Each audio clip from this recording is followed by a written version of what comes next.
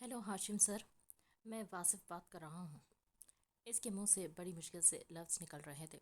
मुंह से खून निकल रहा था। चेहरे पर सफ़ेद पट्टी बंधी हुई थी। आंखें सूजी हुई थी। वासिफ, वासिफ कहाँ हो तुम? आलम कहाँ है? ये किसका नंबर है? किसके फ़ोन से बात कर रहे हो? हाशिम मेहताब ने फ़ोन सुनते वासिफ की आवाज़ पहचानते कहा था। मैं आपको वीडियो कॉल करता हूँ, कहते इसने कॉल डिस्कनेक्ट की थी और वीडियो कॉल की थी जो फ़ौरन से पहले रिसीव की थी हाशिम ने। मगर कॉल रिसीव करते जो मंज़र इसने देखा था, इसको ख़ुद की आंखें पर यकीन ही नहीं आया था। सामने कुर्सियों में अरबत और अशल रस्सियों में जकड़े हुए थे। इनके मुंह और नाक से खून निकल रहा था।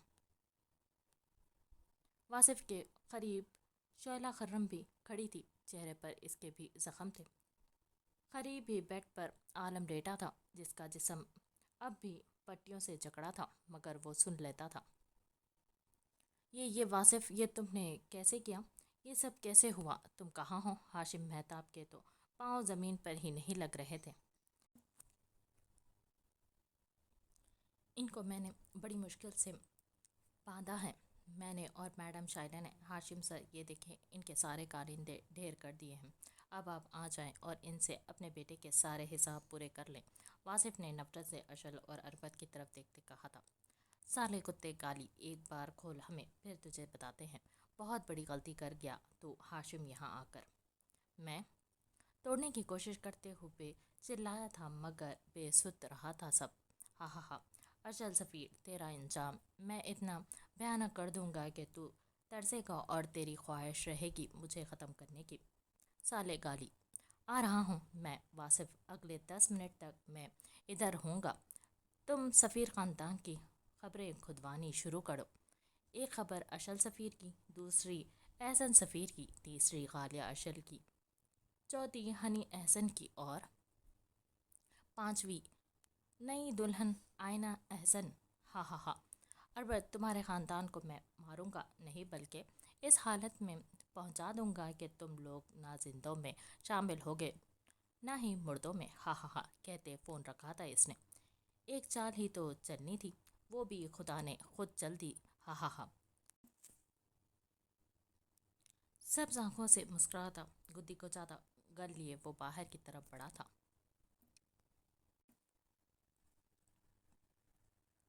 वो बहुत खुश था। इसे यकीन था कि इसने जैसे वासिफ की ट्रेनिंग की थी, वो अब तक कुछ न कुछ कर ही जाएगा। इसे बस मौके की तलाश होगी, और वही बात हुई कि मौका वासिफ को मिल गया था।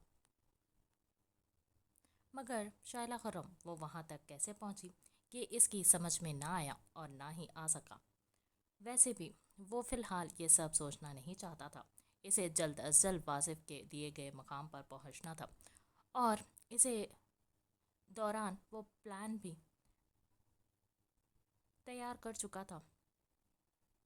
गाड़ी में बैठकर इसने अपने कारिंदों को कॉल की थी और अशल और अरबत के घर से इनकी बीवियों एहसन और हनी को उठवाने का बोला था, और यही हुआ था। इसके कारिंदों ने इसकी बात पर अमल किया था। कुछ देर के बाद ही वो अशल और अरबत के घर धावा बोल चुके थे। हाशिम बड़ी महारत से गाड़ी स्पीड से भगाते वासिफ की दी गई जगह पर पहुंचा था। इसने देखा था रास्ते में कितने गार्ड्स हाँ वहाँ खून में लथड़े पड़े थे। फिर भी वो गन संभाले बड़े एहतियात अंदाज में अंदर जा रहा था। साले गाली, तुझे क्या लगा था तू जैसा चाहेगा हमेशा वैसा ही होगा? वासिफ ने आगे बढ़ते अशल के मुंह पर जूता मारा था। एक बार मुझे आज़ाद कर, तेरी अकड़ मैं ठिकाने लगाता हूँ। खबीस गाली, अशल ने इस पर थूकते हुए कहा था।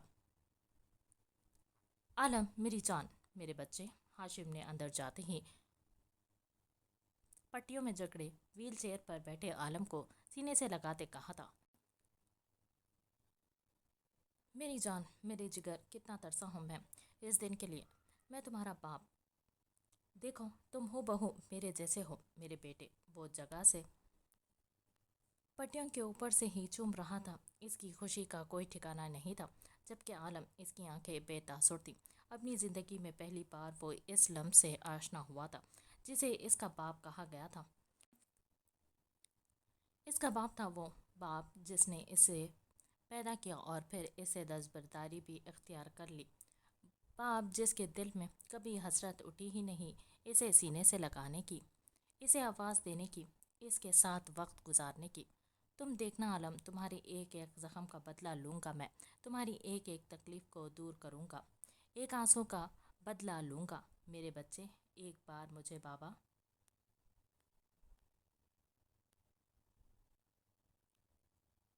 کہہ کر تو پکارو۔ اس کے ہاتھوں کو ہاتھوں میں لیے وہ عالم کی ہری آنکھوں سے بہتے آنسوؤں کو دیکھتے ان کو صاف کرتے کہہ رہا تھا، پاپا۔ عالم کے منہ سے لفظ ادا ہوئے تھے۔ اشل اور اربد کھلکھلا کر ہنسے تھے۔ ہنسا تو عالم بھی تھا، خود پر، اپنے ہونے پر، اپنے وجود پر۔ ہاشم مہتاب پلٹا تھا اور ایک ایک مکہ دونوں کے جبڑوں پر جڑ دیا تھا۔ تم دونوں کو کیا لگتا ہے کہ میں تم دونوں کو اتنی آسانی سے موت دے دوں گا؟ نہیں اشل سفیر، تمہاری بیوی نے جو کیا اس کا بدلہ تم 1000 بار مرو گے تب بھی پورا نہیں ہوگا۔ اس نے مجھ پر گولی چلائی۔ اشل سفیر، ہاشم مہتاب پر گولی؟ وہ پھنکارا تھا اور پے در پہ اس کے منہ پر تھپڑ مارنے لگا تھا۔ واصف چپ چاپ کھڑا دیکھ رہا تھا ہاشم مہتاب کی طرف۔ اس نے ایک بار بھی واصف کی طرف قدم نہیں بڑھائے تھے، اسے سراہا نہیں تھا، اسے سینے سے نہیں لگایا تھا۔ کیا اس کا وجود ہاشم مہتاب کی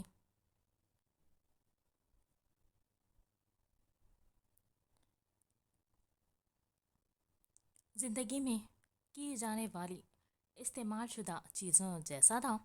ہاں، وہ ہاشم مہتاب کا غلام تھا اور غلام کبھی منہ نہیں کھولتا، ظالم ظلم سہتا ہے اور برداشت کرتا ہے۔ آج اس کا باپ ہوتا تو وہ بھی ہاشم کی طرح سب سے پہلے اپنے بیٹے سے ملتا، اسے چومتا، اس پر رشک کرتا، مگر وہ تو لاوارث تھا، وہ تو غلام تھا، ہاشم مہتاب کا غلام۔ واصف کی آنکھوں سے آنسو نکلے تھے جنہیں اس نے بڑی مہارت سے اپنے اندر اتارا تھا۔ ساتھ کھڑی شائلہ خرم نے اس کا ہاتھ دبایا تھا۔ آج تاریخ رقم ہو گئی اشل سفیر، آج یہاں 2 خاندانوں کے نام و نشان مٹی تلے دفن ہوں گے اور آج میرے برسوں کی تمنا پوری ہوگی۔ وہ دیکھو سامنے تمہارے بہت خاص لوگ میرے ایک ایک گولی کے نشانے پر ہیں۔ ہاشم مہتاب نے سامنے سے آتے غالیہ، مفادہ، احسن اور ہنی کو اور سکندر صاحب کو دیکھتے کہا تھا۔ وہ سب کے سب ہاتھ باندھے کھڑے تھے اور گن لیے ہاشم کے کارندے ان کے سروں پر گن تانے کھڑے تھے۔ اشل اور اربد نے بڑے غور سے دیکھا تھا اس سارے منظر کو۔ ہا ہا ہا، ڈر دیکھو اشل سفیر، تمہاری آنکھوں میں کتنا ڈر ہے، اپنوں کو کھو دینے کا ڈر۔ ہا ہا ہا، تمہیں پتہ ہے میری آدھی جیت تو یہی ہو گئی ہے۔ کل تک مجھے لگتا تھا کہ یہ سب میرا بیٹا کرے گا، مگر آج واصف نے یہ سب کر کے ثابت کر دیا ہے کہ وہ میرا پالتو کتا ہے۔ ہا ہا ہا، اور میرے شیر بیٹے کا بھی۔ کہتے اس نے ٹھوکر ماری تھی کرسی کو۔ اشل کی کرسی اچھل کر نیچے گری تھی۔ پاپا، میری ماں کا نام صبا تھا۔ بہت دور کھائیوں سے ہوتی ہوئی آواز گونجی تھی کمرے میں، ہر طرف سناٹا چھا گیا تھا۔ پہلی بار وہاں موجود ہر شخص نے عالم کی آنکھوں میں اترے درد کے اس کے کرچیوں کو محسوس کیا تھا۔ اس کی آواز زلزلوں جیسی تھی۔ پورے کمرے میں پن ڈراپ سائلنس ہوا تھا۔ ہاشم مہتاب نے پیچھے مڑ کر دیکھا تھا عالم کو۔ عالم، وہ میں؟ اس کا ایک دم سے کیے جانے والے سوال پر ہاشم گڑبڑا گیا تھا۔ ہاں، وہ تو میری ماں کا نام تھا عالم۔ واصف نے گن دور پھینکتے تلخ ہنسی ہنستے کہا تھا۔ یہ تم کیا کہہ رہے ہو واصف؟ ہاشم گھوم کر کبھی عالم کو دیکھتا تو کبھی واصف کو۔ پاپا، میں واصف کا سگا بھائی کیسے ہو سکتا ہوں جبکہ میرا ڈی این اے آپ سے ملتا ہے اور واصف کا صبا آنٹی سے؟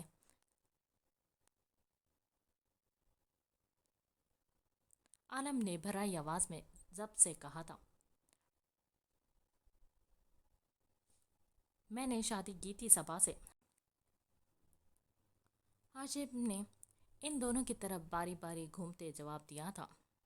پھر تو میرا ڈی این اے میرے ماں یعنی صبا سے ملنا چاہیے۔ سب آنکھوں سے آنسو ٹوٹ کر گرے تھے، حلق میں کانٹے چبھ رہے تھے۔ سوال نہیں تھے، عالم کے پاس اس کی زندگی کا سب سے بڑا مذاق تھا۔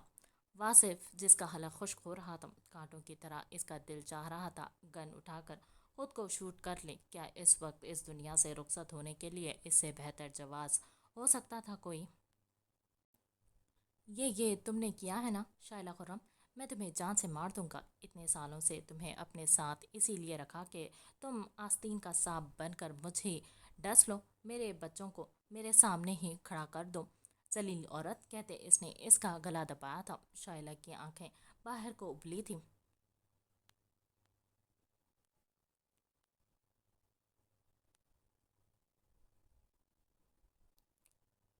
یہ میں نے کیا ہے؟ کمرے سے ابتسام نے نکلتے سرخ فائلز لہرائی تھی۔ ہاشم نے اس کی طرف دیکھا تھا۔ شائلہ اپنا گلا چھڑواتی کھانستی پیچھے ہوئی تھی۔ Drop the gun. Finally drama ختم ہوا۔ اب کے اشل کی آواز گونجی تھی۔ وہاں موجود سب لوگوں نے اپنی گنز نیچے رکھی تھی۔ ابتسام نے ہاشم کے پیچھے کھڑے ہوتے اس کے کمر پر گن رکھتے اسے کرسی پر دھکیلا تھا اور اس کے اشارہ کرنے پر دو کارندوں نے اسے رسیوں سے جکڑا تھا۔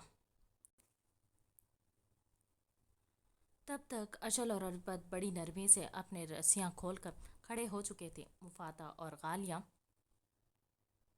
بھاگتی ہوئی ان دونوں کے سینوں سے لگی تھی۔ کھولو مجھے، یہ سب کیا ہو رہا ہے واصف؟ ہاشم مہتاب چیخا تھا۔ تمہیں کیا لگتا تھا ہاشم، یہ چند ہفتے میں نے تمہیں اس لیے دیے تھے کہ تم اچھے سے پلاننگ کر لو مجھے پھنسانے کی؟ چھی چھی نہیں ہاشم مہتاب، اس کے قریب جاتے اس کے پیٹ پر ٹانگ مارتے کہا تھا اشل نے پھنکارتے ہوئے۔ یہ چند پاؤں میں نے اسی لیے بھی نہیں خود کو دیے تھے کہ میں تم سے بدلہ لے سکوں، کیونکہ یہ بہت ہو گیا یہ بدلہ بدلہ، اب وقت تھا سچ جاننے کا۔ ان دونوں کے لیے، ہمارے لیے، جن کی زندگیوں سے تم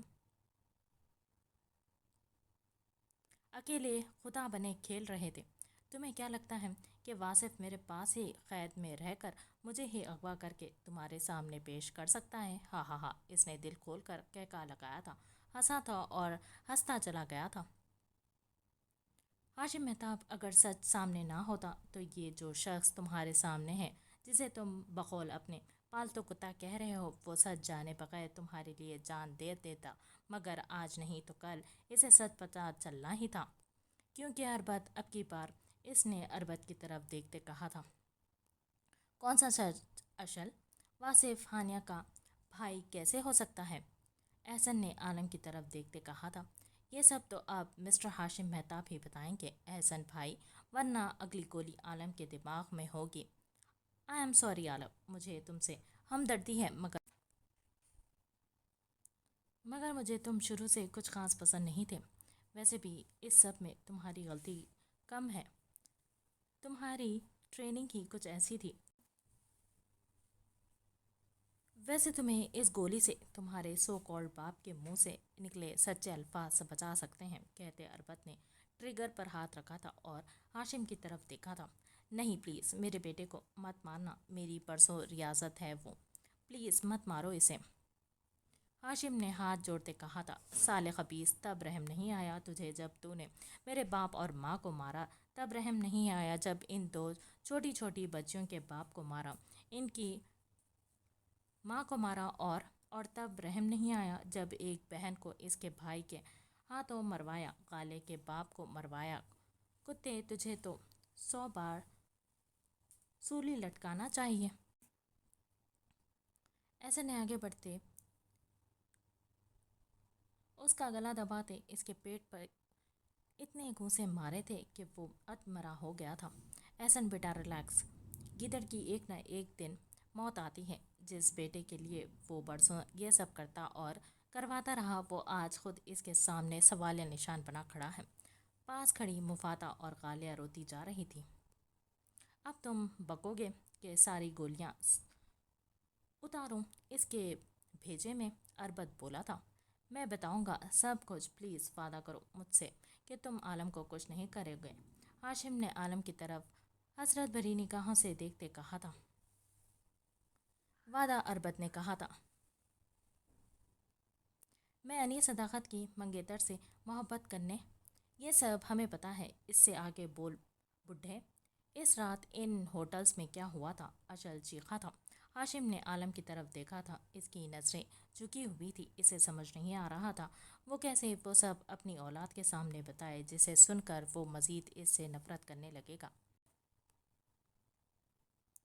इस इंसान को सबा का रेप करना था और मुझे मदीहा का सिर्फ और सिर्फ उन्नीस सदाकत और करम बख्त को नीचा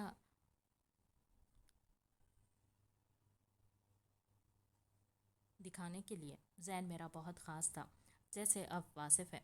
वो सबा का रेप कर चुका था और फिर इसने वहाँ करम बख्त को बरहना हालत में लिटा दिया था कि ज़ाहिर ये हो कि करम बख्त ने अनीस सदाकत का रेप किया है।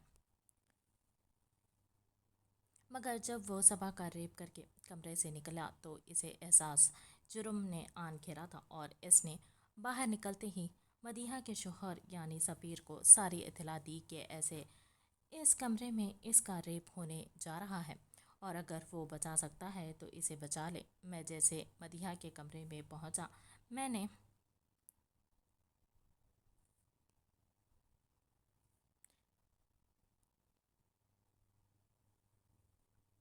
अभी इसके साथ ज़बरदस्ती शुरू की ही थी कि इसके कपड़े फाड़े ही थे कि मेरे मोबाइल पर मेरे किसी कारिंदे की कॉल आई कि पुलिस के साथ ही सफ़ीर इस कमरे तक पहुंचने वाला है।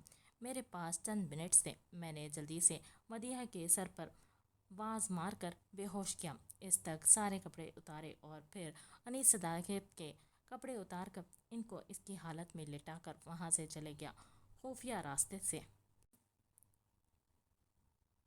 फिर पुलिस आई, इस सब की जांच पड़ताल हुई और रेप के केस में इन दोनों को जेल ले गए। चूँकि होटल की आधी इंतज़ामिया मेरे साथ जुड़ी हुई थी तो मेरे ऊपर किसी को शक नहीं गया। अनीस सदाकत और करम बख्त एक दूसरे के पक्के हरीफ बन चुके थे फरिया के घर से भागने के बाद। इसीलिए मैंने इस चीज़ का फ़ायदा उठाया। वो सांस लेने को रुका था। वहाँ मौजूद हर शख्स हैरान था, मगर आंसू वासिफ की आंखों से रुके नहीं रहे थे क्योंकि वो सारी सच्चाई जानता था। हाशिम मेहताब को यहाँ बुलवा कर ट्रैप करवाने के लिए, शोला खुर्रम को भी साथ मिलवाने के लिए इन्होंने वो सब वासिफ को बता दिया था और इस सब की गवाही शोला खुर्रम ने भी दी थी। मगर आलम को अभी आधा सच पता था। वो सांस लेकर फिर बोलना शुरू हुआ था, मगर सफ़ीर को इस बात का यकीन नहीं था क्योंकि मैंने झूठी रिपोर्ट तैयार करवाई थी कि मदीहा का रेप हुआ है, जबकि ऐसा नहीं हुआ था। रेप बस सबा का हुआ था। सफ़ीर ने इस सारे मामले में अपने कज़न तैमूर को शामिल किया जो अमेरिका से लॉ की डिग्री लेकर आया था। इसकी दो छोटी बच्चियां थीं। कह सकते हैं कि वो इस वक्त पाकिस्तान के जाने माने वकील में शुमार होता था और वो बहुत जल्द इस सब बखेरे की जड़ तक पहुंच जाता। तब मेरे पास एक ही रास्ता था, वो ये कि मैं अनीस सदाकत के पास गया जेल में मिलने और इससे कहा कि वो अदालत के बाहर ख़ुद को और करम बख्त को गोली मार दे। अगर वो ऐसा करेगा तो इसका बेटा अहमद बच जाएगा, वरना मैं इसे मार दूंगा। इसने बहुत मिन्नतें की मगर मैंने इससे जवाब हाँ और ना में मांगा और वो राज़ी हो गया। अगले दिन पेशी पर जब अदालत जा रहे थे तो अनीस सदाकत ने हवलदार से गन छीन कर पहले करम बख्त को फिर ख़ुद को भी मार दिया और आंखें बंद होने से पहले इसने एक और शख्स को भी मरते देखा था। वो था इसका बेटा। हाँ, इसके बेटे को मैंने मरवाया क्योंकि मैं नहीं चाहता था कि कल को वो भी किसी गड़े मुर्दे को उखाड़े। फिर ये सिलसिला कुछ दिन तक गया। पेशियाँ हुई, तारीखें मिलती रही और बहुत कुछ, मगर इस सारे अरसे में अगर किसी एक शख्स को सुकून नहीं था तो वो था तैमूर। इसने इस केस की जान नहीं छोड़ी थी। फिर क्या करता, मजबूरन मुझे इसको मारना पड़ा। और फिर इसकी बीवी وہ کانٹا بن گئی۔ میں نے کچھ نہیں کیا عالم، یہ سب بس ہوتا گیا۔ بلیو می، تمہارا باپ قاتل میری ماں کو کیوں مارا؟ واصف چیخا تھا۔ اس کی چیخ میں درد تھا، پکار تھا۔ تمہاری ماں تمہاری باپ کی وجہ سے مری ہے واصف۔ اس نے دھوکہ دیا تھا مجھے، میں کیسے چھوڑ سکتا تھا اسے؟ اس نے میری سارے کیے کرائے پر پانی پھینک دیا تھا۔ مجھے جلد یا بدیر اسے ختم کرنا ہی تھا۔ زین اپنے گلٹ کی وجہ سے کچھ ٹائم کے لیے بیرون ملک چلا گیا تھا، مگر وہاں بھی اسے کو احساس ندامت نے نہیں چھوڑا تھا۔ وہ پاکستان واپس آیا، صبا کو ڈھونڈا اور پھر اس سے محبت کر کے اس سے شادی کی، وہ بھی اس کے ماضی کو جان کر۔ مگر زین نے کبھی اسے یہ نہیں بتایا کہ اس نے ہی صبا کا ریپ کیا تھا۔ میری نظر زین پر تھی۔ شادی کے کچھ عرصے بعد ہی ہانیہ ہو گئی۔ ان کی زندگی ہنستی مسکراتی گزرنے لگی، مگر یہ میرے لیے ایک الجھن بن چکی تھی۔ ہانیہ کے بعد دوسری بار صبا پریگننٹ ہوئی۔ سفیر کی زندگی میں بھی احسن آ چکا تھا۔ سب خوش تھے، مگر جن لوگوں کو میں برباد کرنا چاہتا تھا، ان کو خوش دیکھ کر میرے سینے پر سانپ لوٹنے لگے تھے، کیونکہ میں نے قسم کھائی تھی کہ ایک دن ان دونوں خاندانوں کی ساکھ کو جڑ سے مٹا دوں گا۔ وقتاً فوقتاً میں سفیر کو بھی دھمکیاں دیتا رہا، مگر تیمور اور اس کی بیوی کے قتل کے بعد وہ چپ ہو گیا تھا۔ اس کی بیٹیوں کو بھی بیرون ملک بھجوا دیا تھا۔ ان دنوں میری زندگی میں تیمور کی بیوی کی بہن آئی، جو صرف 17 سال کی تھی۔ میں نے تیمور کی بیٹیوں کو تو نہیں، مگر اس کی سالی انیکا کو اغوا کیا، اس کا ریپ کیا اور اس سے بچہ پیدا کروایا۔ وہ 17 سال کی لڑکی ہر روز میرا ظلم سہتی۔ اس دوران میری آئینہ اور وانیہ پر بھی نظر تھی۔ سفیر اور وانیہ کی نانی نے مل کر بہت ڈھونڈا انیکا کو، مگر وہ نہ ملی۔ اور پھر وہ دن آن پہنچا جب انیکا کے ڈیلیوری کا دن تھا۔ اسی ہاسپٹل میں صبا کی بھی ڈیلیوری تھی۔ میں نے وہاں صبا کو دیکھا تھا اور پھر تب میں نے شائلہ کو اپنے ساتھ ملوایا اور وہ کہتے کہتے رکا تھا، میں ہاشم مہتاب کے کہنے پر بہت سارے بچے اغوا کروا کر اسے دیتی تھی، جسے وہ بیرون ملک بھجواتا یا بیچ دیتا، مگر اس دن اس نے مجھے بچے اغوا کرنے کا نہیں، تبدیل کرنے کا کہا تھا۔ صبا اور انیکا دونوں کے گھر بیٹے پیدا ہوئے تھے۔ ہاشم نے مجھ سے بولا کہ میں صبا کا بیٹا اسے لا دوں اور اس کے بیٹے کو صبا کے جھولی میں ڈال دوں۔ میں نے ایسا ہی کیا۔ انیکا میری ماں، اس کا کیا ہوا؟ عالم نے روتے ہوئے پوچھا تھا۔ انیکا بہت چھوٹی تھی عالم، وہ تیمور پیدا کرتے ہی مر گئی تھی، شائلہ نے بھرائی آواز میں کہا تھا۔ عالم ہچکیوں سے رونے لگا تھا۔ ناجائز اولاد اور پھر امن کی اذیت یاد کر کے اس کا دل پھٹ رہا تھا، اور پھر باپ کی شفقت کہ اسے پیدا بھی کیا تو اپنے استعمال کے لیے۔ میرے باپ کا کیا قصور؟ جب تم نے ان سے مجھے چھین ہی لیا تھا تو واصف چیخا تھا۔ دل کو سکون نہیں تھا، میرے بالکل سکون نہیں تھا۔ تمہارے گھر جا کر بولا میں نے کہ صبا تمہارا ریپ زین نے کیا تھا، اور یہی نہیں، یہ بھی جھوٹ بولا کہ تمہارے پاس جو بچہ ہے وہ زین کے نہیں میرا ہے، کیونکہ جب میں اسے دھمکی دیتا تھا کہ میں صبا کو بتا دوں گا کہ تمہارا ریپ زین نے کیا ہے، تو وہ تمہارے کھانے میں نشہ آور ادویات ملا کر تمہیں میرے حوالے کر دیتا تھا، اور پھر اس رات زین نہیں تمہارے ساتھ میں ہوتا تھا۔ اس بات پر زین بڑا بھڑکا تھا۔ ہم دونوں کے درمیان ہاتھ تپائی ہوئی اور اسی میں زین کو گولی لگ گئی۔ تمہاری ماں کو میں نے دھمکی دی کہ اس نے منہ کھولا تو میں تمہارے دونوں بچوں کو مار دوں گا، اور ایسا ہی ہوا۔ وہ میری دھمکی میں آ گئی اور پھر وہ اندر اندر گھلتی رہی اور مر گئی۔ اس کے آگے جو ہوا وہ سب کچھ تم لوگوں کے سامنے ہوا۔ ہاشم کہتے چپ کر گیا تھا۔ کسی قسم کی ندامت نہیں تھی۔ اپنی انا کی تسکین کے لیے تم نے کتنے گھر اجاڑ دیے، کتنا کچھ برباد کیا، کیوں؟ اشل نے کمزور لہجے میں کہا تھا۔ وہ سوچ بھی نہیں سکتا تھا کہ کوئی اس حد تک نفسیاتی ہو سکتا ہے۔ وانیہ کہاں ہے؟ غالیہ نے پوچھا تھا۔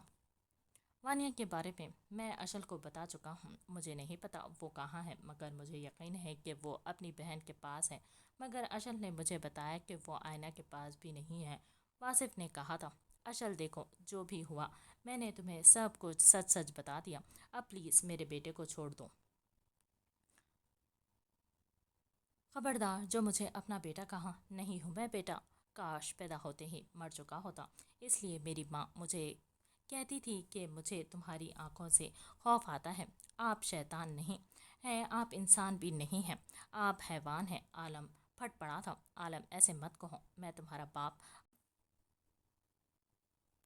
عالم، تمہارے اور تمہارے باپ کے کہنے پر میں نے اپنی سگی بہن کو مارا، میرا دل کرتا ہے میں خود کو نوچ نوچ کر کھا لوں، کتنا بدبخت انسان ہوں میں۔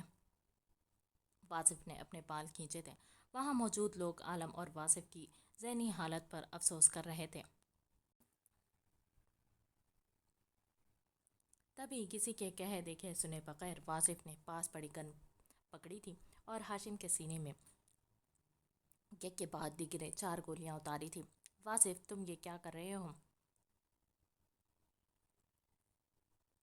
لیو دا گن، اشل دھاڑا تھا۔ جب ہی واصف نے گن کا رخ عالم کی طرف کیا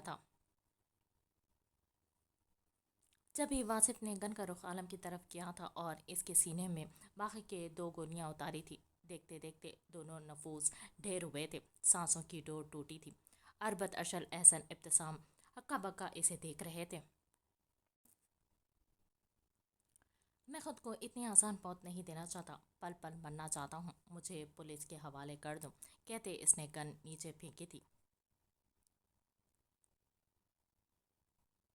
وہ امریکہ پہنچ چکی تھی بغیر کسی کو بھی کچھ بتائے۔ ہاں، احسن سے وہ اتنا کہہ کر گئی تھی کہ وہ 1-2 دن واسی انکل کے گھر رہنا چاہتی تھی۔ احسن نے اسے اجازت دے دی تھی، اور جب اشل کے بھیجے ہوئے کارندے احسن لوگوں کو اغوا کر کے وہاں لے جا رہے تھے، تب بھی احسن نے یہی مناسب سمجھا تھا کہ وہ جہاں ہے وہیں رہے، یہاں ان کے ساتھ جا کر وہ مزید پریشان ہو جائے گی۔ کیسی ہو تم؟ کتنی بدل گئی، پہلے والی آئینہ لگتی ہی نہیں۔ وانیہ آپی کا کچھ پتا چلا؟ اس کی دوست نے کتنے ہی سوال کر ڈالے تھے۔ سب ٹھیک ہے، میں بھی پہلے جیسی ہو جاؤں گی۔ کیا تم نے میری جاب کی بات کی کافی شاپ پر؟ اس نے پوچھا تھا۔ یس ہنی، میں بات کر چکی ہوں۔ آئی ایم سوری، میں تمہارے لیے کچھ بنا نہیں سکی کیونکہ میری پیرس کی فلائٹ ہے۔ آفس کی طرف سے تم سے ٹھیک 3 دن بعد ملاقات ہوگی، گڈ بائے۔ اس کے گال کو چومتے وہ چلی گئی تھی اور آئینہ پھر سے اکیلی ہو گئی تھی۔ رہ رہ کر اسے رونا آ رہا تھا، آنسو تھے کہ خشک ہونے کا نام ہی نہیں لے رہے تھے۔ بھوک تو تھی نہیں، اسی لیے چینج کر کے سونے کے لیے لیٹ گئی تھی، مگر پھر کتنی دیر کروٹیں لینے کے بعد جب نیند نہ آئی تو بیگ میں سے ایک فوٹو البم نکالا تھا جس میں اشل، غالیہ، احسن، ہنی، وانیہ، اربت، مفادہ سب تھے۔ کیوں وہ سب سے اس قدر دور آ گئی؟ کیا اس کی قسمت میں اکیلا پن ہی لکھا تھا؟ روتے روتے اس نے آنسو صاف کیے تھے، پھر فوٹو البم بیگ میں رکھا تھا۔ پورا گھر کاٹنے کو دوڑ رہا تھا جب ہی بیگ اٹھائے باہر نکل آئی تھی۔ کتنی دور سڑکوں کو ناپتے گزری تھی، پھر بھوک کی کمی نے سر اٹھانا شروع کیا تھا۔ قریبی پیزا شاپ پر اندر گھسی تھی، پیزا کا آرڈر کر کے وہ واپس اپنی نشست پر آ کر بیٹھ گئی تھی اپنی باری کے انتظار میں۔ پھر جیسے ہی اس کی باری آئی وہ پیزا لینے کے لیے اٹھی تو کسی سے بڑی بری طرح سے ٹکرائی تھی۔ پیزا کی ٹرے تو زمین بوس ہو چکی تھی، مگر آئینہ کے لیے وقت تھم گیا تھا، سب کچھ جیسے رک گیا تھا، خود اس کی سانسیں بھی۔ اسے فرق نہیں پڑ رہا تھا آس پاس لوگ چل رہے ہیں، اسے بس سامنے کھڑی شخصیت نے اپنے سحر میں جکڑ لیا تھا۔ وہ وانیہ آپی، ٹوٹے پھوٹے لفظ اس کے منہ سے نکل رہے تھے۔ اسے اندازہ بھی نہیں تھا کہ وہ یوں ایسے اسے سر راہ مل جائے گی، بالکل ویسے ہی جیسے وہ سر راہ اسے بچھڑی تھی، وہ یوں وہ کھو گئی تھی وانیہ کے چہرے کو دیکھتے ہوئے۔ اس میں آس پاس کیا ہو رہا ہے کیا نہیں اسے کچھ پتہ نہیں تھا، بس یک ٹوک بہتی آنکھوں تھر تھراتے لبوں سے اسے دیکھے جا رہی تھی۔ جب بھی وانیہ نے آگے بڑھتے اسے سینے سے لگایا تھا، اور یہی وہ مقام تھا جہاں آئینہ کی ہمت جواب دے گئی تھی، اور وہ اس کے سینے کے ساتھ لگی پھوٹ پھوٹ کر روتی تھی۔ کتنی لمبی مسافت تھی، کتنا کٹھن وقت تھا، کتنا کٹھن راستہ تھا، یہ وہ لوگ ہی سمجھ سکتے ہیں جنہوں نے ہجر کاٹا ہوں، اپنوں کی جدائی کا زہر برداشت کیا ہوں، ہر لمحے ہر سیکنڈ کو گھٹن سانسوں کے ساتھ گزارا ہوں۔ دونوں ایک دوسرے کے گلے لگے بس روتے جا رہے تھے۔ آس پاس کیا ہو رہا ہے انہیں کچھ اندازہ نہیں تھا، لوگ انہیں کیسے دیکھ رہے ہیں انہیں اس کی بھی فکر نہیں تھی۔ وہ تو بس اتنے سالوں بعد ایک دوسرے کو مل کر دیکھ کر جیسے ہوش میں ہی کب تھے۔ آئینہ باسم کو واش روم سے واپسی پر اس طرف آیا تھا، وانیہ اور آئینہ کو یوں گلے ملتے دیکھ کر بولا تھا۔ اس کی آواز سنتے ہی وانیہ نے آئینہ کے کمر میں ہاتھ ڈالے ہی باسم کو کی طرف مڑ کر دیکھا تھا۔ باسم بھائی آپ؟ وانیہ آپ ہی کے ساتھ؟ آئینہ وانیہ سے پیچھے ہوتے باسم کی طرف مڑی تھی۔ آئینہ تم یہاں کیا کر رہی ہو؟ کس کے ساتھ آئی ہوں؟ احسن بھائی کے ساتھ، باسم نے پوچھا تھا۔ کیا وانیہ آپی کو آپ نے اغوا؟ وہ بے یقینی سے باسم کی طرف دیکھ رہی تھی، کبھی وانیہ کی طرف، اسے کچھ سمجھ نہیں آ رہا تھا۔ نہیں نہیں آئینہ، وہ وانیہ نفی میں گردن ہلاتی آئینہ کی طرف بڑھی تھی۔ آئینہ اگر میں نے وانیہ کو اغوا کیا ہوتا تو وہ کبھی بھی یوں پبلک پلیس پر تم سے نہ ٹکراتی۔ کم ہیئر، ہمیں بیٹھ کر بات کرنی چاہیے، کہتے وہ کاؤنٹر کی طرف بڑھا تھا۔ آئینہ اور وانیہ کے تصادم سے جو پیزا ٹرے گری تھی، اس کا بل پے کیا تھا، اور ان کی طرف دیکھتا باہر نکلا تھا۔ وانیہ اور آئینہ بھی ان کے پیچھے چل دی تھی۔ پارکنگ ایریا سے گزرتے وہ گاڑی میں بیٹھا تھا، اور وہ دونوں بھی اس کے پیچھے پیچھے گاڑی میں بیٹھی تھی۔ پچھلی سیٹ پر بیٹھی وہ اب بھی وانیہ کے کندھے پر سر رکھے اس کے ہاتھوں کو اپنے ہاتھوں میں لیے بس اسے محسوس کر رہی تھی، اور وانیہ اس کے لمس کو راستہ خاموشی سے کٹا تھا۔ باسم گھر پہنچ کر سکون سے بات کرنا چاہتا تھا آئینہ سے، اور آئینہ بھی شاید یہی چاہتی تھی، اسی لیے پورا راستہ دونوں کے درمیان کوئی بات نہیں ہوئی۔ گاڑی فلیٹ کے سامنے کھڑی کرتے اس نے اتر کر پچھلی سیٹ کا دروازہ کھولا تھا، اور وہ دونوں نیچے اتری تھی۔ مجھے ابھی تک یقین نہیں آ رہا، میں نے سوچا بھی نہیں تھا وانیہ آپی مجھے یوں مل جائیں گی، اور وہ بھی آپ کے ساتھ، اس نے وانیہ کے ساتھ صوفے پر بیٹھتے کہا تھا۔ آئینہ تمہیں باسم کا شکر گزار ہونا چاہیے، اس نے نہ صرف مجھے اس قید سے رہائی دلوائی بلکہ مجھے یہاں لایا، مجھے صحت یاب ہونے میں مدد کی۔ میں شاید ساری زندگی بھی اس شخص کا قرض۔ پلیز وانیہ، میری محبت پر یوں سوال مت اٹھاؤ۔ محبتیں قرض دار نہیں ہوتی، تمہارے لیے میں جان بھی ہتھیلی پر رکھ کر دے سکتا ہوں، یہ تو کچھ بھی نہیں۔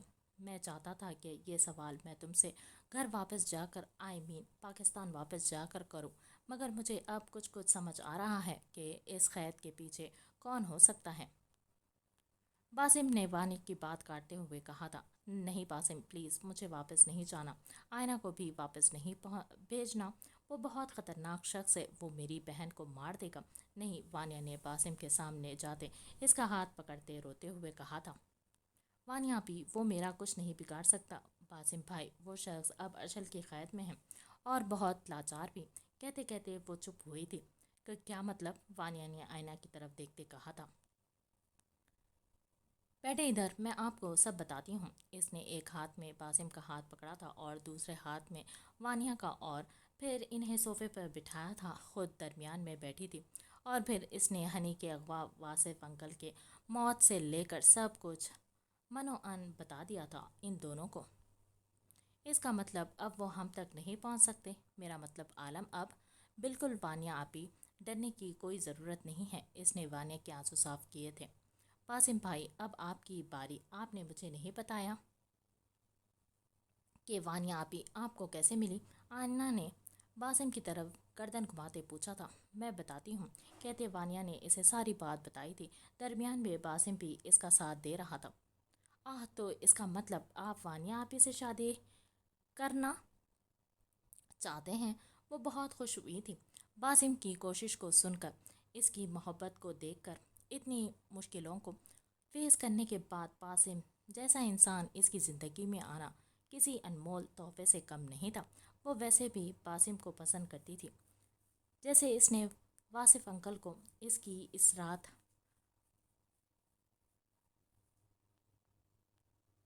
جیسے اس نے واصف انکل اور اس کی اس رات مدد کی تھی، وہ کیسے بھول سکتی تھی؟ باسم وانیہ کے لیے پرفیکٹ تھا اور اس بات کی گواہی اس کے دل نے دی تھی۔ ہاں بس آئینہ جلدی سے کروا دو شادی، اب دور نہیں رہا جاتا، اب تو سب کچھ ٹھیک بھی ہو گیا ہے نا؟ تم بھی اب ہمارے ساتھ ہو، مجھے لگتا ہے ہمیں زیادہ دیر نہیں کرنی چاہیے، اس نے سردا بھرتے شرارتی لہجے میں کہا تھا۔ اوہ ہے شادی، اور اگر میں کہوں اوئے کوئی اگر مگر نہیں، میں اب اس انتظار سے تھک گیا ہوں، باسم نے آئینہ کی بات کاٹتے ہوئے کہا تھا۔ ہاں ہاں ہاں، باسم بھائی آئینہ کی بہن ہے وانیہ، ایسے ہی تھوڑی مل جائے گی؟ کیوں وانیہ آپی، پہلے مجھے یہ بتائیں کہ کیا یہ آنکھ دونوں طرف برابر لگی ہے؟ اس نے وانیہ کی طرف دیکھتے اسے تنگ کرتے کہا تھا، جبکہ باسم کو آنکھ ونک کی تھی۔ اس کے اس سوال سے وانیہ کے چہرے پر خوش و خزاں کے کتنے رنگ بکھر گئے تھے۔ میں تمہارے لیے کافی بناتی ہوں، کہتے بڑبڑاتے ہوئے وہاں سے تیزی سے چلتی کچن کی طرف بڑھی تھی، جبکہ اس کے چہرے پر بکھرا گلال باسم اور آئینہ دونوں نے واضح دیکھا تھا۔ دونوں کے چہروں پر ایک پرسکون مسکراہٹ پھیلی تھی۔ اس کا مطلب آپ کو ان سے محبت نہیں ہے؟ ٹھیک ہے، میں باسم بھائی کو منع کر دیتی ہوں۔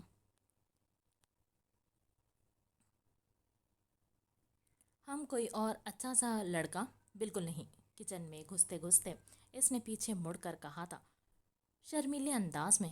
تبھی باسم اور آئینہ کا فلک شکاف کہا نکلا تھا۔ باسم بھائی، محبت کیا اتنا طاقتور بنا دیتی ہے کہ انسان کچھ بھی کر لیتا ہے جس کے ساتھ محبت ہو؟ اس کی خاطر؟ اس نے ہنستے ہنستے چپ ہوتے باسم سے پوچھا تھا۔ لٹل سسٹر، یہ سوال تم خود سے پوچھنا، جب تمہیں احسن بھائی سے محبت ہو جائے گی پھر دیکھنا تم خود کو خود ہی تسلی بخش جواب دے کر مطمئن کر سکو گی، کیونکہ انسان اس کنڈیشن کو کبھی سمجھ ہی نہیں سکتا جب تک وہ خود اس پر نہ گزرے۔ باسم نے اس کے سر پر ہاتھ رکھتے اس کو بیٹھنے کا اشارہ کرتے کہا تھا۔ محبت؟ اس کے تھر تھراتے لبوں نے اس لفظ کو ادا کیا تھا۔ ایک لمحے میں اس کے سامنے وہ سارے پل لہرائے تھے جن جن پلوں میں احسن نے اس کو سنبھالا تھا، اس کی تکلیف کو محسوس کیا تھا۔ اس کی آنکھوں سے دو موتی ٹوٹ کر گرے تھے اس کی ہتھیلیوں پر۔ وہ ہنی کو اپنی محبت کا احساس دلانے کے لیے اپنی محبت کے ساتھ بہت غلط کر گئی تھی، مگر اب کچھ نہیں ہو سکتا تھا، وہ پیچھے نہیں مڑ سکتی تھی۔ وہ خود کو ماں ثابت کرنا چاہتی تھی، وہ ہنی کو بتانا چاہتی تھی کہ وہ اس سے کتنی محبت کرتی ہے، مگر احسن اور اس شخص کے بارے میں سوچتے اس کا دل کٹنے لگا تھا۔ وہ سوچ بھی نہیں سکتی تھی کہ وہ زندگی میں کبھی محبت کے اس درجے تک بھی پہنچے گی۔ سب ٹھیک ہے نا آئینہ؟ اس کی اڑی رنگت نم آنکھوں کو دیکھتے باسم نے پریشان ہوتے پوچھا تھا۔ جی سب ٹھیک ہے باسم بھائی، اس نے مہارت سے آنسو صاف کرتے مسکراتے ہوئے کہا تھا۔ میں تمہارا بڑا بھائی ہوں آئینہ، مجھے تمہاری آنکھیں میں یہ بے چینی اور نمی بالکل پسند نہیں آئی۔ مجھے بتاؤ احسن بھائی کیسے ہیں؟ کچھ ہوا ہے کیا؟ آئینہ کے ہاتھ کو پکڑتے اس نے نرمی اور اپنائیت سے پوچھا تھا۔ آئینہ کا اس کے لفظوں پر صبر جواب دے گیا تھا اور وہ پھوٹ پھوٹ کر رونے لگی تھی۔ ارے آئینہ کیا ہوا؟ کیا کہا آپ نے اس کو؟ باسم کافی کا भाप उड़ाते कप लाती, वानिया ने इसको रोते देखते परेशान होते कहा था, और फिर कप टेबल पर रखते इसको गले से लगाया था और इसके कमर को सहलाई थी। मैंने कुछ नहीं किया आयना, क्या तुम एहसन भाई के साथ नहीं आई? बासिम ने डरते डरते पूछा था। मुबादा इसका शक यकीन में ना बदल जाए, कहीं वाकई इन दोनों के दरमियान कोई बात ना हुई हो। आयना रिलैक्स, अगर तुमको वासे अंकल का फैसला नहीं पसंद, अगर तुम एहसन भाई को ना पसंद, प्लीज़ आपी नहीं, आई लव हिम बट, इसने वानिया के बात काटते कहा था। बट वानिया और बासिम ने एक साथ पूछा था। वाइना आपी वो हनी, इसने हनी से होने वाली गुफ्तगू से लेकर यहाँ तक पहुँचने तक की सारी बात इन दोनों को बताई थी।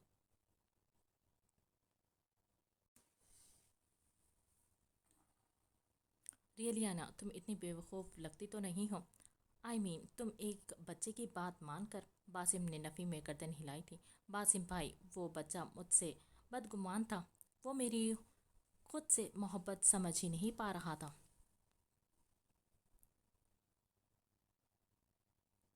इसे लगता था कि आयना तुमने गलत किया, तुम्हें एटलीस्ट एहसन भाई को बताकर आना चाहिए था। तुम दोनों मियाँ बीवी मिलकर इस मसले पर बात करके कोई रास्ता निकाल सकते थे। ये सब से दूर यहाँ बैठकर तुम अपनी मोहब्बत साबित कर लोगी, वानिया ने समझाया था। मैं क्या करती आपी हनी, आयना तुम बहुत गलत कर रही हो। तुम वापसी की टिकट कंफर्म करवाओ, इससे पहले कि मसला मज़ीद बिगड़ जाए, बासिम ने बड़े नरम लहजे में कहा था। नहीं, मुझे वापस नहीं जाना, मैं वादा नहीं तोड़ सकती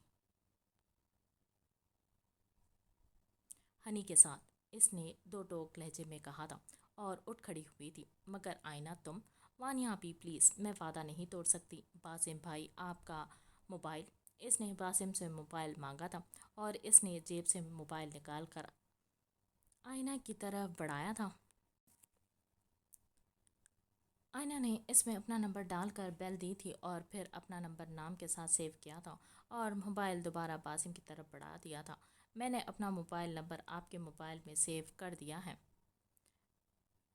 मैं उम्मीद करती हूँ कि आप एहसन को मेरे मुतालिक कुछ नहीं बताएंगे, क्योंकि मैं वापस नहीं जाना चाहती। मैं इनसे बहुत मोहब्बत करती हूँ, मगर मैं हनी से भी बहुत मोहब्बत करती हूँ और वो दोनों मेरे लिए बहुत अहम हैं। और अगर इन दोनों में से किसी एक ने मुझसे कुछ मांगा है तो मैं पीछे नहीं हटूंगी, चाहे इसमें जुदाई का दर्द ही क्यों ना हो।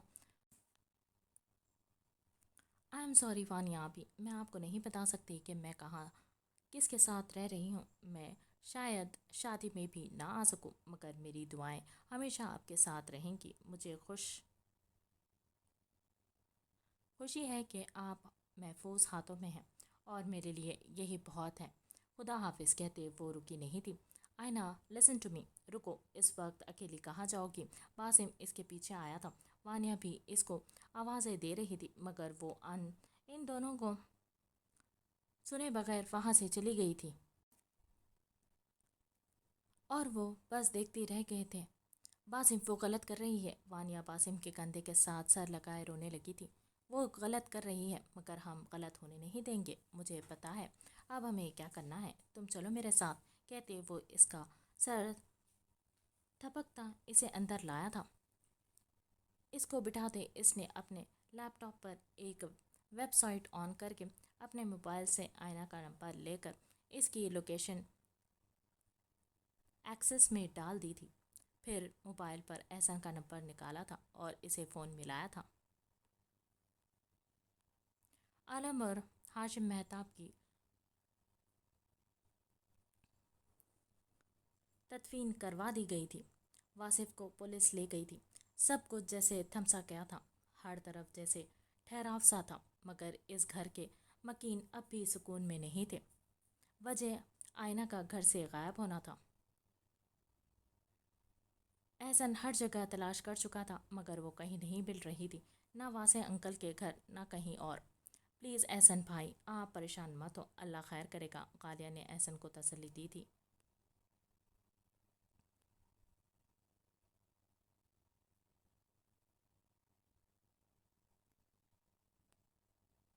وہ میری عزت ہے غالیہ، وہ بہت معصوم ہے، کہیں وہ کسی مصیبت میں نہ پھنس گئی ہوں۔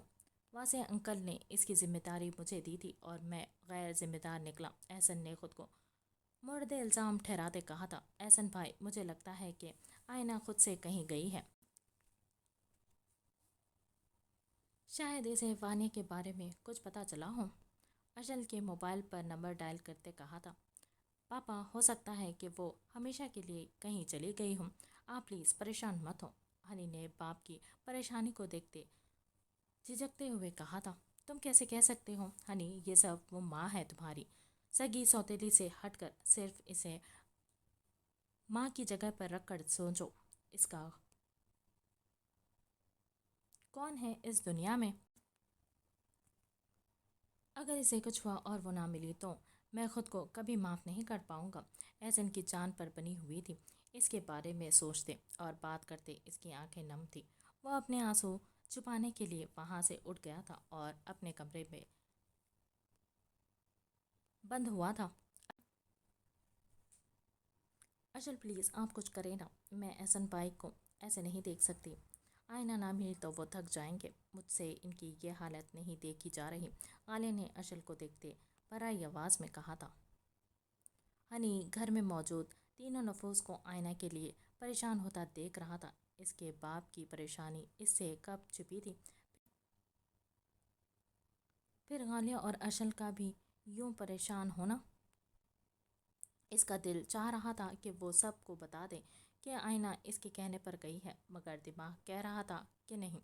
مگر حقیقت یہ تھی کہ جس طرح کے حالات اس نے دیکھے تھے، اگر کوئی تیسرا دشمن ہوا اور وانیہ کے ساتھ آئینہ بھی پھنس جاتی تو وہ کیا خود کو کبھی معاف کر پاتا؟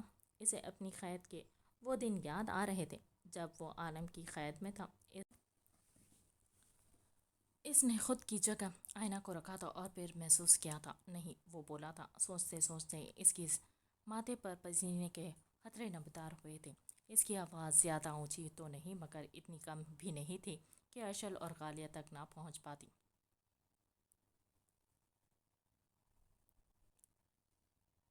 تم ٹھیک ہو ہنی؟ اشل اس کی اڑی رنگت اور اسے پسینے سے تر دیکھتے اس کے پاس بیٹھتے اس کا پسینہ صاف کرتے پوچھنے لگا تھا۔ چاچو، بابا کو بلائیں، مجھے کچھ بتانا ہے، اس نے اشل کے سینے میں منہ چھپاتے لمبے لمبے سانس لیتے کہا تھا۔ ہنی میری جان، تم ٹھیک ہو؟ اس نے اس کے ماتھے سے بال ہٹاتے اس کی پیشانی چومتے کہا تھا۔ اتنی دیر میں اشل کے اشارے پر غالیہ احسن کو بلا کر لائی تھی۔ ہنی بابا کی جان کیا ہوا؟ احسن نے ہنی کے پاس بیٹھتے اسے گلے سے لگاتے پوچھا تھا۔ بابا، I am sorry, I confess, وہ رونے لگا تھا۔ مگر ہنی، ہوا کیا ہے؟ غالیہ پریشانی سے پوچھ رہی تھی۔ اسے کچھ سمجھ نہیں آ رہا تھا کہ آخر اسے بیٹھے بیٹھے ہوا کیا ہے۔ بابا، وہ آئینہ آنٹی کو جانے کا، ہنی نے احسن، اشل اور غالیہ کو اب اور آئینہ کے درمیان ہونے والی ساری گفتگو روتے ہوئے سنائی تھی اور وہ تینوں ہکا بکا ہو گئے تھے۔ آئی ایم سوری بابا، میں پہلے نہیں چاہتا تھا کہ وہ یہاں رہے، مگر اب مجھے لگتا ہے مجھ سے بہت بڑی غلطی ہو گئی ہے۔ مجھے لگتا ہے کہ وہ آپ کے ساتھ ساتھ میرے لیے بھی بہت ضروری ہو گئی ہے۔ آئی مس ہر، میں نہیں جانتا بابا کہ وہ کہاں ہے، پلیز انہیں لے آئے، پلیز، روتے ہوئے اس نے کہا تھا۔ اچھا ٹھیک ہے، مجھے لگتا ہے ہنی تم نے جو کیا ٹھیک کیا، وہ تمہیں اور تم اسے ڈیزرو نہیں کرتے تھے، اور شاید میں تم دونوں کو، کیونکہ تم دونوں نے میرے بارے میں نہیں سوچا، کیا میں تم دونوں کے لیے کوئی اہمیت نہیں رکھتا؟ کیا میرا تمہارے یا اس کی زندگی میں کوئی وجود نہیں؟ احسن نے ہنی کی طرف دیکھتے کہا تھا۔ احسن بھائی آپ؟ غالیہ نے دکھ سے احسن کو دیکھا تھا۔ نہیں غالیہ، تم کچھ نہیں بولو گی، کہتے وہ ہنی کو روتا چھوڑ کر جانے لگا تھا۔ بابا، آپ یہ نہیں کہہ سکتے، you know I love you more than myself, Honey نے احسن کا ہاتھ پکڑتے اسے روکتے کہا تھا، جبکہ اس کے آنسو اس کے گالوں پر لڑک رہے تھے۔ بھائی، وہ بچہ ہے جو ماحول سے سنا دیکھا اسی کو کیری کیا، مگر ہمارے لیے خوشی کی بات یہ ہے کہ اس نے کنفیس کیا، اگر وہ چاہتا تو چھپا بھی سکتا تھا۔ یہ اس کا آپ کے لیے پیار ہی ہے، کہ وہ آپ کو یوں پریشان نہیں دیکھ سکتا. پلیز اس کی پہلی اور آخری غلطی سمجھ کر بھلا دیں. وہ لوٹ آیا ہے اپنی نفرتوں، وہموں اور گمانیوں کی دنیا سے. اب آپ اس کے بڑھتے قدموں کو ویلکم کریں پلیز. ارشد نے آگے بڑھتے احسن کے کندھے پر ہاتھ رکھتے کہا تھا.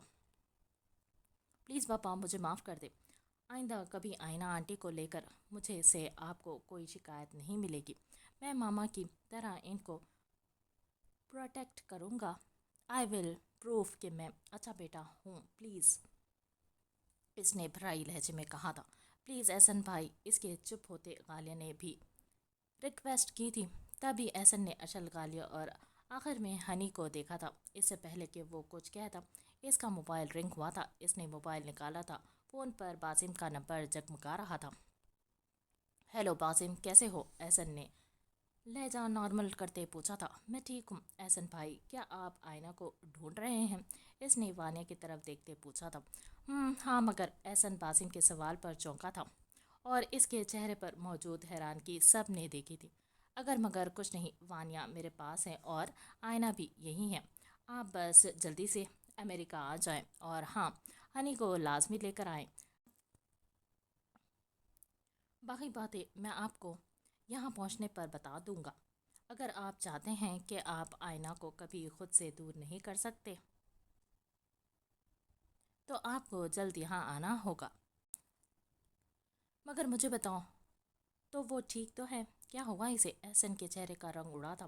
اسی وقت جب ہی ابتسام کی بات کاٹی تھی. میں نے فی الحال کچھ نہیں کہہ سکتا. آپ ایئرپورٹ پہنچ کر مجھ سے کانٹیکٹ کرنا. خدا حافظ. کہتے باسم کی طرف سے کال ڈسکنیکٹ ہو گئی تھی. کیا ہوا بھائی؟ آئینہ ٹھیک تو ہے؟ اشل پریشان ہوا تھا. اس نے اسے بہن کہا ہی نہیں، دل سے مانا بھی تھا. باسم کہہ رہا تھا کہ میں اور ہنی جلدی سے جلد امریکہ پہنچے. اگر میں آئینہ کو کھونا نہیں چاہتا اور یہ بھی کہ وانیہ بھی اس کے پاس ہے. مجھے اس کی بات سمجھ نہیں آئی. احسن تذبذب کا شکار تھا. اس میں سمجھ نہ آنے والی کون سی بات ہے بھائی؟ اگر باسم نے آئینہ اور وانیہ کو دیکھا ہے تو وہ یہ کہہ رہا ہے. آپ کو جانا چاہیے بھائی. اشل نے احسن کو بٹھاتے کہا تھا. جب ہی اشل کے موبائل پر میسج بیپ ہوا تھا. احسن بھائی آپ پلیز جیسے باسم نے بولا ہے ویسے بھی کرے. جلدی سے اگلی کوئی بھی فلائٹ بک کروا لے. غالیہ کہہ رہی تھی. آئینہ ہنی کے کہنے پر امریکہ آ گئی ہے اپنے پرانے گھر میں. آج میری اس سے ملاقات ہوئی تھی. آئینہ ہنی کے کہنے پر امریکہ آ گئی ہے اپنے پرانے گھر میں. آج میرے اس سے ملاقات ہوئی تھی. میں نے اسے واپسی کے لیے بہت سمجھایا مگر وہ بضد ہے کہ وہ ہنی کو دیا پرومس نہیں توڑ سکتی. اسی لیے میں نے احسن بھائی سے بولا کہ وہ جلد از جلد ہنی کے ساتھ یہاں آ جائے. باقی وانیہ میرے تک کیسے پہنچی؟ اس پر اتنا کہوں گا کہ وانیہ جب عالم کے پاس کڈنیپ تھی تو اس کا سیکنڈ ڈاکٹر میں ہی تھا. مجھے اس سے محبت ہو گئی تھی اور میں نے ہی اس عالم کے چنگل سے نکلوایا تھا. ابھی میں اس کے علاج کے لیے اسے امریکہ لے کر آیا ہوں. باقی سب بعد میں. فی الحال تم جلدی سے بھائی کو یہاں بھیجو کیسے بھی کر کے. اشل نے باسم کا بھیجا میسج پڑھا تھا. ایک لمبی سانس لے کر اس نے دل میں شکر ادا کیا تھا خدا کا کہ اس کی دونوں بہنیں ٹھیک ہیں. کیا ہوا؟ احسن نے اشل کو دیکھتے کہا تھا. کچھ نہیں، میں آپ کے لیے کوئی فلائٹ ارینج کرواتا ہوں. غالیہ تم ہنی اور بھائی کی پیکنگ کر دو. کہتے وہ موبائل پر نمبر ملانے لگا تھا. چاچو آئینہ آنٹی ٹھیک تو ہے؟ ہنی نے پوچھا تھا. آپ کی مما بالکل ٹھیک ہے. جلدی سے ریڈی ہو جاؤ جا کر. انشاءاللہ اگر اللہ کا کرم ہوا تو آپ کوئی دکھ ہم نہیں دیکھیں گے. اس نے ہنی کے بال پیچھے کرتے اس کے ماتھے پر بوسہ دیا تھا. مگر اشل اتنی جلدی فلائٹ ٹکٹ یہ سب؟ بھائی میں پرائیویٹ جیٹ کا انتظام کروا رہا ہوں. انشاءاللہ کچھ گھنٹوں میں آپ امریکہ ہوں گے. بس جلدی سے ریڈی ہو جائیں. کہتے وہ نمبر ملا کر دوسری طرف چلا گیا تھا اور احسن ہنی کا ہاتھ تھامے اس کے روم کی طرف جبکہ پیچھے پیچھے غالیہ تھی ان دونوں کی پیکنگ کے لیے مدد کرنی تھی۔ آپ نے پوری بات کیوں نہیں بتائی احسن بھائی کو؟ ایسے تو وہ پریشان ہو جائیں گے، وانیہ نے باسم سے کہا تھا۔ اگر میں یہ نہ کہتا تو شاید یہ اتنی جلدی پاسبل نہ ہو پاتا۔ تم پریشان مت ہو، میں نے کسی حد تک اشل کو مطمئن کر دیا ہے، باقی ہنی اور احسن آ کر آئینہ کو سنبھال لیں گے، تم فکر مت کرو۔ میں اپنی بہن کو یوں نہیں دیکھ سکتا، اور مجھے یقین ہے جب احسن بھائی یہاں آئیں گے تو وہ سب سنبھال لیں گے، اور اب تم مجھے سنبھالنے کی کوشش کرو۔ کہتے اس نے وانیہ کا ہاتھ پکڑ کر اس کے چہرے پر جھولتی لٹ کو کان کے پیچھے اڑستے اسے پرشوق نظروں سے دیکھتے کہا تھا۔ وہ اس کی نظروں میں چھپے مفہوم سے گھبراتی گلال ہوتی نظریں جھکا گئی تھی۔ وانیہ ان جھکی نظروں کا ارتکاز، ان لبوں پر سہمی معصوم گھبراہٹ، دم توڑتی سرخیاں، یہ سب مجھے بہکاتی ہیں، مگر میں اپنی حدود کو بہت اچھے سے جانتا ہوں۔ لیکن ایک بات کہوں، کہتے اس نے اس کی تھوڑی کو انگلی اور انگوٹھے سے چھو کر چہرہ تھوڑا اونچا کیا تھا۔ وانیہ صرف ایک پل اس کی آنکھوں میں دیکھ سکتی تھی، مگر پھر نظریں جھکا گئی تھی۔ جب میرے پاس سارے اختیارات ہوں گے تو تمہیں شرمانے کا موقع بھی نہیں دوں گا، تب تم بس میری شدتوں کو محسوس کرو گی، میری دیوانگی، میری محبت اور جنون کو۔ میں نے خود سے بڑھ کر تمہیں چاہا ہے، اور یہ چاہت میرے لیے انمول ہے، گمبھیرتا سے کہتے اس نے اس کے گال کو اپنی انگلیوں کی پشت سے چھوا تھا، اور وانیہ کے لیے اب مزید وہاں بیٹھنا مشکل ہوا تھا۔ وہ اس سے ہاتھ چھڑواتی تیزی سے کمرے سے باہر نکلی تھی۔ کچن میں جا کر اس نے گہرے سانس لیے تھے اور آنے والے وقت کا سوچتے چہرہ ہاتھوں میں چھپایا تھا۔ دھڑکنیں اسے کسی کے بے قرار چاہتوں کو چھونے اور محسوس کرنے کا شور مچا رہی تھی، جنہیں اس نے بڑی مشکل سے خاموش کروایا تھا۔